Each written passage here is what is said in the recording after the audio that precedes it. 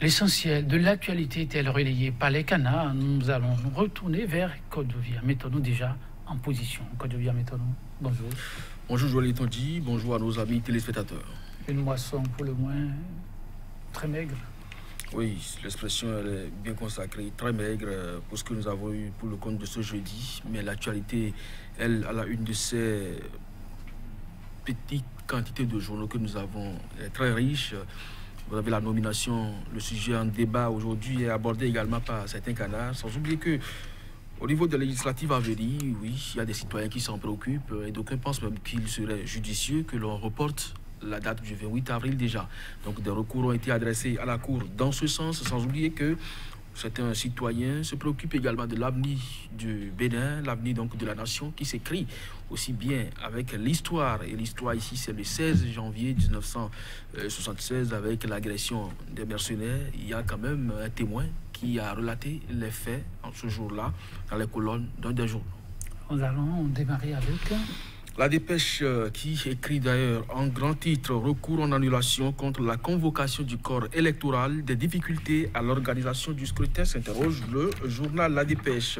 Obtention de l'IFU et du quitus fiscal, le pôle unifié des jeunes de l'opposition. Pujol s'inquiète et prévient UAC, FADESP, le doyen Joël Aïvo, remplacer le journal Le Télégramme, Conseil des ministres du mercredi 30 janvier 2019, doyen, vice-doyen, directeur et directeur adjoint des universités publiques nommés pour avoir manqué son vol hier à Tao, évacué ce jour, et puis commissariat de Clécam fait divers. Je l'ai dit, un oiseau nocturne métamorphosé en un vieillard. Quotidien Matin Libre, Bénin, devoir de mémoire. Un survivant retrace le 16 janvier 1977, législative de 2019.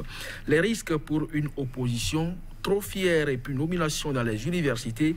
Le gouvernement fait du forcing jusqu'où iront les enseignants. D'ailleurs, il y a un sit-in qui est prévu pour le compte de cette journée. C'est d'ailleurs avec ce quotidien Matin Libre que nous allons refermer la une des canards que nous avons eu ce matin pour le compte de la revue.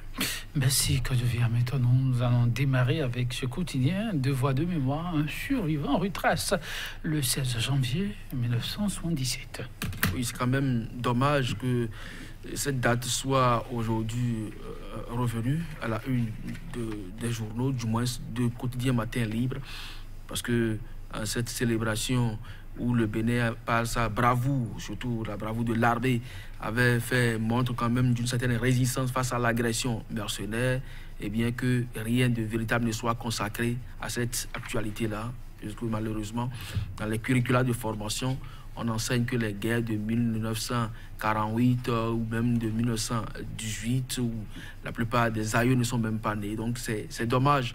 Donc ce devoir de mémoire que le journal Matin Libre nous fait ce matin, moi je le salue. Et je crois que cela devrait quand même interpeller nos dirigeants au plus haut sommet, parce que chaque fois, on revient sur l'adage qui dit que c'est au bout de l'ancienne corde qu'on tisse la nouvelle. Mais si vous prenez tout le temps à faire perdre l'ancienne corde, je ne sais véritablement pas là où on va trouver le bout pour pouvoir donc en tisser la nouvelle. Donc ce devoir de mémoire est très important et chacun doit pouvoir en faire sien. Chacun doit pouvoir en faire sien. Le Télégramme à présent. Incendie, encore incendie à Dantokba, c'est intervenu hier. Le journal est revenu là-dessus, nous dresse le bilan et parle d'une boutique de vente de fournitures scolaires conçue, mais au-delà s'interroge. À quand la fin de ce drame répété? Il ne peut pas avoir la fin à partir du moment où il se pose dans ce marché international tout de même une question d'aménagement. Allez-y voir aujourd'hui avec le plus grave incendie de la dernière fois, de 2015, où quand même assez de boutiques ont brûlé. Les espaces qui ont été prévus quand même pour secourir un tant soit peu les populations suite donc à ces drames ont été aujourd'hui occupés, sinon vendus par l'autorité aujourd'hui en charge du marché. Donc à partir de cet instant, n'attendez pas à ce qu'on ne connaisse plus d'incendie, encore que c'est des hommes qui agissent dans ce marché, soit c'est des feux que les uns et les autres auraient laissés qui prendraient certaines boutiques, mais c'est aussi la mauvaise manipulation de l'énergie électrique qui engendre des courts-circuits, donc conséquence de ces incendies. Donc on ne peut jamais en arriver au bout de ces incendies, mais on peut toutefois les prévenir à travers donc les conseils pratiques et aussi une certaine accessibilité au marché pour que, en cas de qu'est-ce qu'il y a, les sapeurs-pompiers puissent véritablement se rendre aussi facilement sur les lieux. Tao Renouho, en position d'évacuation sanitaire, le sujet était abordé hier. Le Télégramme en suit de près ce dossier comme bien d'autres canards et nous apporte des précisions. Après son vol manqué hier, l'homme pourra être évacué aujourd'hui. Oui, c'est comme un malheur ne vient jamais seul, dit-on. Donc, à Tao Grabataire, qui manque encore un vol, ça sort de l'ordinaire.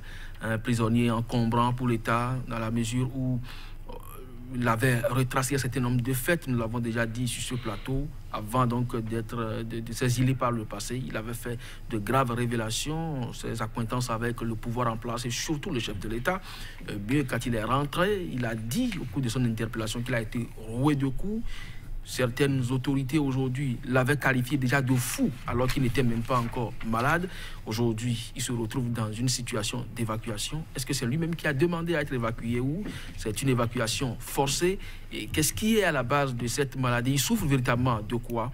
C'est des interrogations sur lesquelles les autorités sanitaires et judiciaires sont quand même attendues pour apporter donc des éclaircissements. Parce que Tao Renouho, ce n'est pas un quidam, c'est un député en fonction et on doit pouvoir quand même le traiter comme tel. C'est une personnalité de la République et quand sa situation se présente ainsi, on doit pouvoir quand même apporter également de la clarification à l'opinion publique parce que au cours de son interpellation, quand même il y avait eu un show médiatique autour.